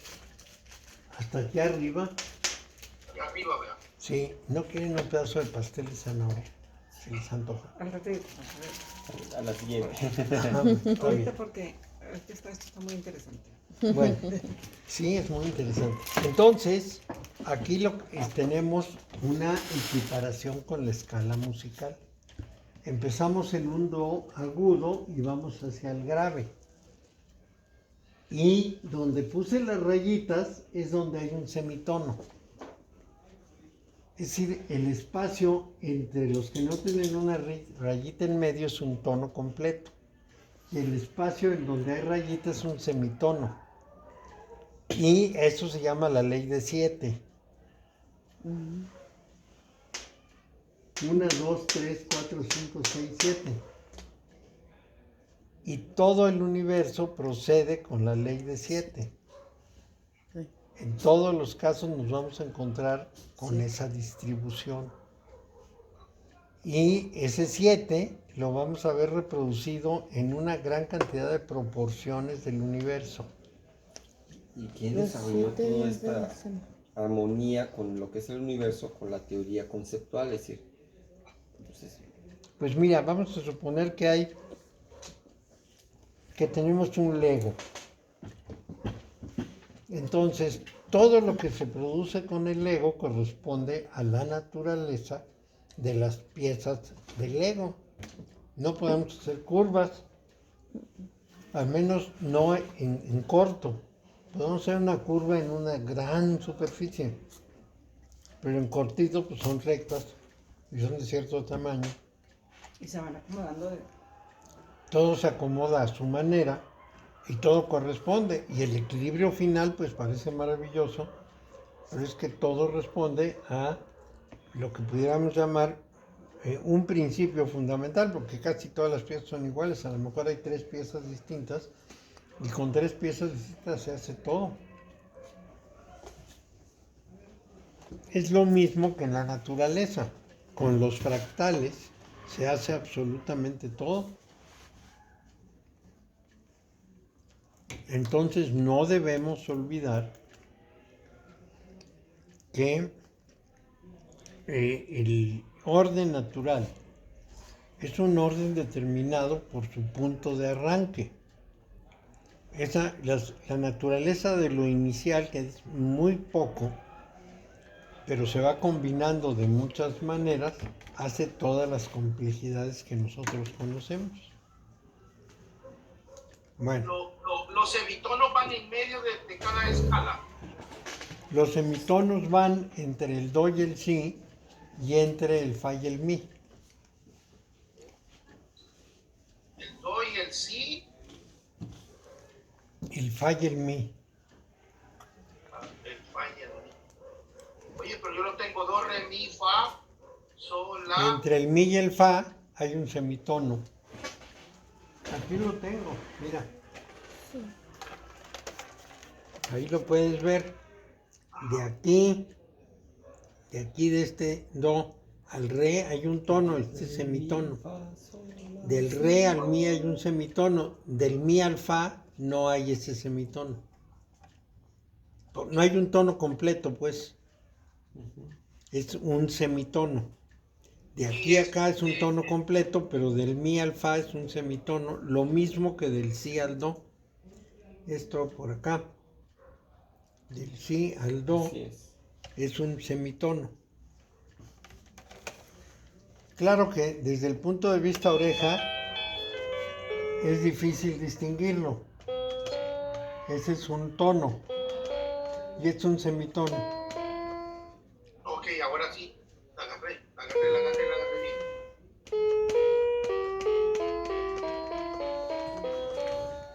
Bueno, esa característica, ¿quién dijera que este pianito me iba a servir para estas cosas?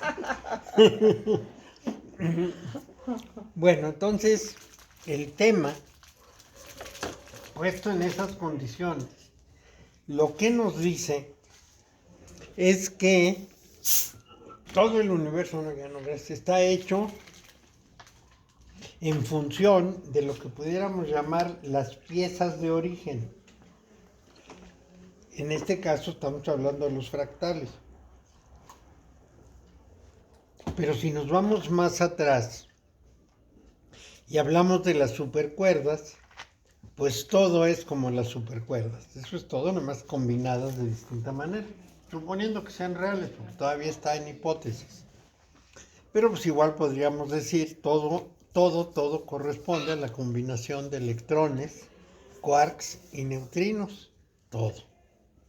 De ahí salió todo. Y después, bueno, vamos más lejos, porque en el fondo el universo es un asunto de campos cuánticos. Pero ya, no nos vamos a meter en eso que no nos lleva más lejos que lo que ya les dije. A ver si puedes hablar más con un poquito más de detalle en la próxima clase. Hoy no, porque ya no va a haber mucho tiempo, sobre el bosón de Higgs, porque están hablando mucho de esto ahorita. Mira, el bosón de Higgs es una simpleza. Es una investigación muy sabia, muy difícil, pero el concepto es muy sencillo. La idea es cómo se adquiere la masa. Y entonces el bosón de Higgs explica eso. Por eso le llamaron la partícula de Dios, porque es la que hace la forma. Pero, pues muy sencillo.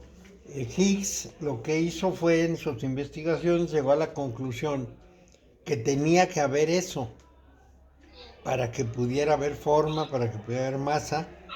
Y entonces en el CERN lo demostraron y ya. Pero como es algo que a las personas les llega en una especie de desconocimiento completo, y algún periodista lo llamó la partícula de Dios, entonces, bueno, se sueltan hablando de él como si hubiera sido el descubrimiento máximo. Es un buen descubrimiento, pero es de un detalle. No es el cuerpo mismo de la física cuántica, no. Es una parte del todo. Es una parte del todo, es un detalle muy importante de la formación de la masa, pero hasta ahí. Es básico nada más. Sí, el problema es por qué las cosas tienen masa. ¿Cómo se constituye eso? Es un problema que va a todo, porque, por ejemplo, la ecuación de Einstein dice que la energía es igual a la masa por el cuadrado de la velocidad de la luz. Entonces ahí sí el concepto de masa es muy importante. Masa es casi lo mismo que peso. Pero el punto es que, vamos a decir, hay sutiles diferencias, pero es prácticamente la misma idea. Porque en el universo no se puede pesar, solo se puede hablar de masa. Así es. Sí, peso es algo para nosotros, en kilos, etcétera, pero en el caso de los electrones y de los átomos hablamos de masas. Bueno, así es que el bosón de Higgs no es tan trascendente como nos lo quieren hacer creer. Es que como que les cayó simpático y empezaron a hablar de eso como si supieran de lo que hablan. Es lo mismo cuando las personas a todo le llaman cuántico. El otro día estaba yo conversando, creo que era una física, ya no me acuerdo quién era, pero justamente yo le decía eso, ¿no? Es que ahora todo es cuántico, la medicina cuántica y el brinco cuántico de los planetas y el brinco cuántico del desarrollo interior, y bueno, no saben ni de qué están hablando. Lo cuántico es la cosa más simple del mundo. Max Planck descubrió una cosa muy simple. Cuando tú excitas un átomo, suelta electrones. Como el átomo tiene los electrones por capas, primero agota los de una capa. Pero para que suelte los de la siguiente capa tienes que inyectarle mucho más energía porque los tiene más cerca del núcleo, los tiene más agarrados. Y entonces va soltando por capas, o sea, no suelta de una manera continua sus electrones, sino por paquetes. Eso es todo la cuántica. No hay más, a eso le llamo cuantos. Y hay que bombardearlo para que suelten los electrones. Bueno, pues esto se probó con un alambre de titanio, sí, era alambre de titanio. Le ponen energía eléctrica y el alambre hace como de resistencia y empieza a emitir luz. Y entonces emite, ya sabes, luz roja, luz amarilla, luz verde, luz azul, etcétera, hasta que llega al violeta. Y cuando llega al violeta deja de emitir luz. Y solamente si le inyectas más energía, empieza a emitir el ultravioleta. Entonces, ¿qué es lo que dijo Planck? ¿Qué es lo que descubrió? que la salida de energía es por paquetes. Y a esos paquetes usó la palabra latina quantum, que en plural es cuanta, y de ahí se hizo la física de los cuantos, la física cuántica. Ahora, cuando te hablan de medicina cuántica, no entiendes de qué están hablando, pues la medicina por paquetes, será por pastillas. Una pastilla es un cuanto del medicamento. Sí. Oye, Mario, ¿y eso de cuántico no tiene nada que ver también con el tamaño? No, Es nada, no tiene nada que ver con el tamaño. Bueno, vamos a decir, no puedes separarte del tamaño, pero el asunto es que ese proceso se da en la salida de electrones de un átomo. Eso es todo. Porque es muy chiquito, sí es muy chiquito, pero es que se da ahí. Ese es, digamos, es más importante el sistema que el tamaño. okay. Es decir, el átomo tiene un núcleo y tiene unos electrones alrededor por capas.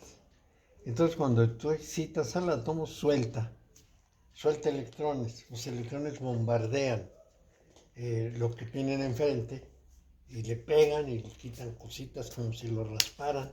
Y sale luz. Y sí, bueno, sí sale luz desde el principio. Es decir, los electrones salen como luz, es una corriente de luz. Pero se observan sobre una superficie los impactos que dejan, Sí. que es lo que él pudo observar el comportamiento. Pegan en placas de metal y dejan unos impactos chiquititos, ya se pueden imaginar. Pero lo importante es que sale una especie de corriente, porque eso es la luz en última instancia. La luz es una, ¿cómo diríamos? Un medio que es onda, partícula, onda, partícula, onda, partícula. Y entonces, y partícula quiere decir algo muy especial, no es una bolita. Es que a veces se presenta en una forma de onda y a veces se presenta con su masa. Y entonces va cambiando. Y hubo durante un tiempo una pugna entre la teoría corpuscular y la teoría ondulatoria. Esos electrones que corren en un cable eléctrico que salen con la luz, ¿son corpúsculos o son ondas? Y entonces resulta que, como dicen ahora los físicos, ni son corpúsculos ni son ondas. Son electrones que toman características pero que no son su naturaleza específica en un campo determinado. ¿Qué es un campo? Pones un imán, pones una hoja de papel, echas limadura de hierro y se organiza de cierta manera. Ese es un campo, es el campo magnético del imán. Le das la vueltecita y se reacomodan, porque siguen el campo. Ese campo es una abstracción, pues no es material, es simplemente una fuerza que organiza lo que está ahí. Entonces, justamente la física de esas dimensiones ahora es una física cuántica de campos, porque antes se pensaba que era de ondas, y ahora se habla de campos.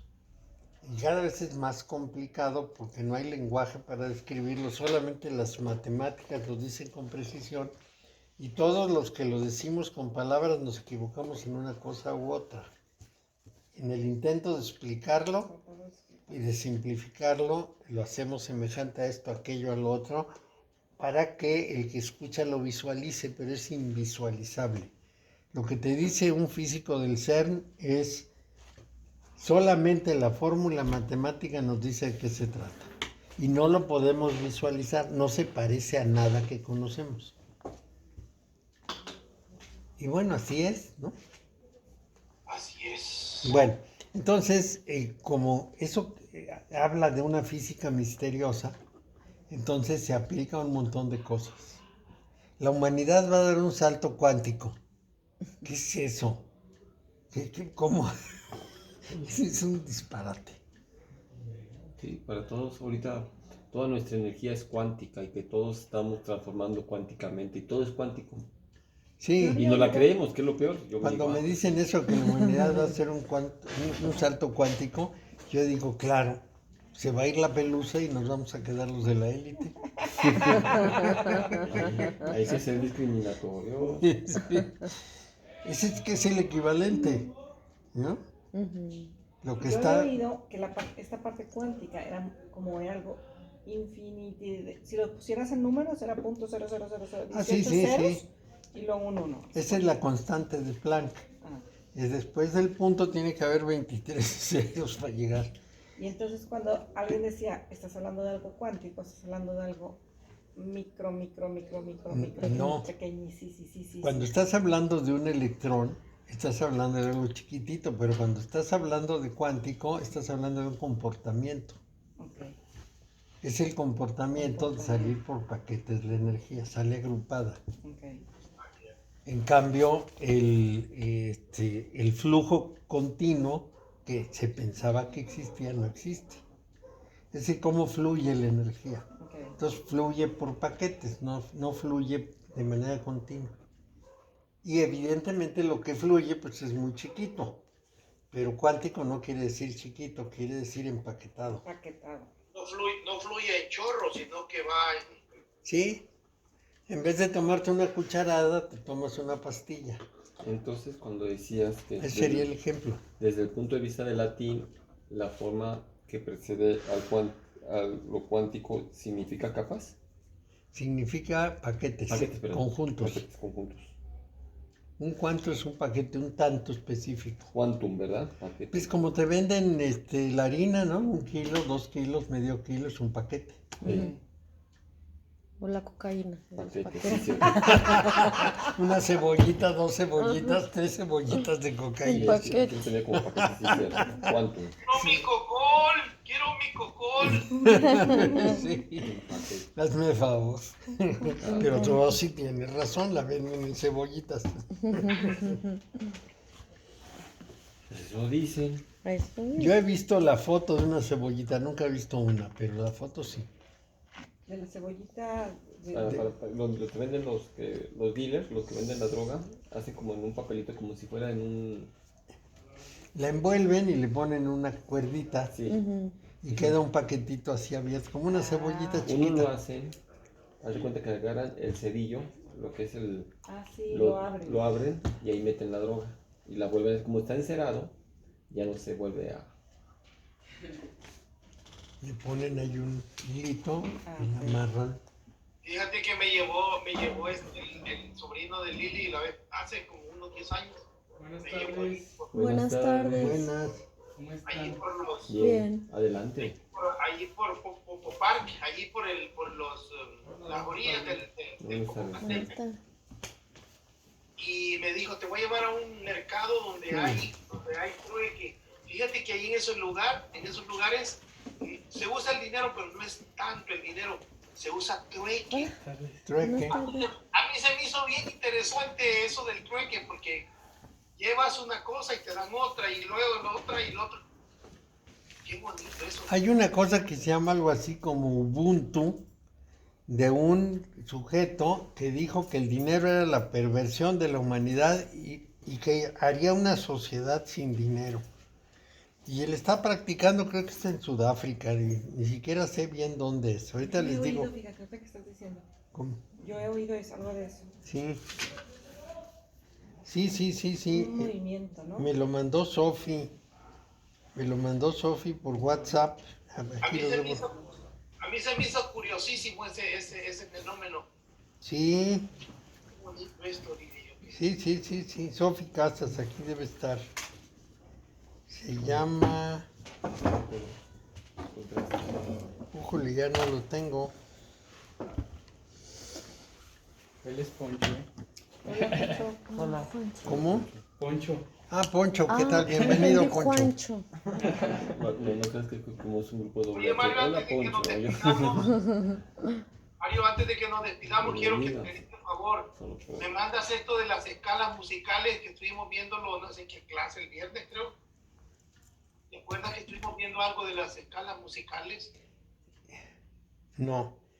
Eran los modos griegos. No, era algo de las escalas, Mario, que tú tenías unos diagramas. Ah, Entonces, eso quedaste de mandármelo, no me lo mandaste. Dile a Julio que si me lo puede mandar al WhatsApp. Eso fue el sábado, ¿no? Creo que sí, pero como no estaba estuve en la Es el sábado. Es como esto que está aquí, pero organizado de otra manera. Así se llama Ubuntu y él se llama Michael Tellinger. Este del no dinero. ¿Cómo se llama? ¿El Ulunco? Ubuntu.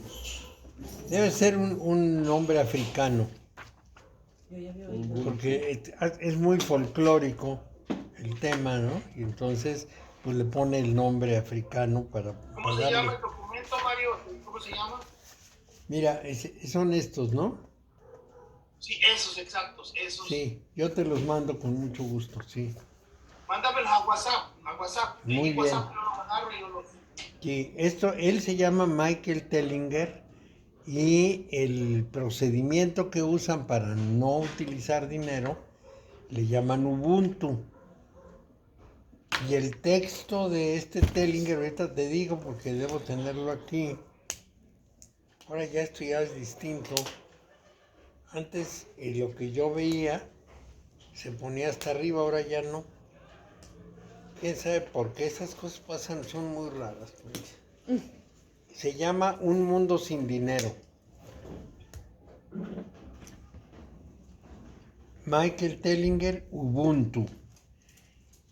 Y ahí habla de que el dinero es la perdición de los hombres. Eso ya era una canción mexicana, ya existía. Sí. Michael.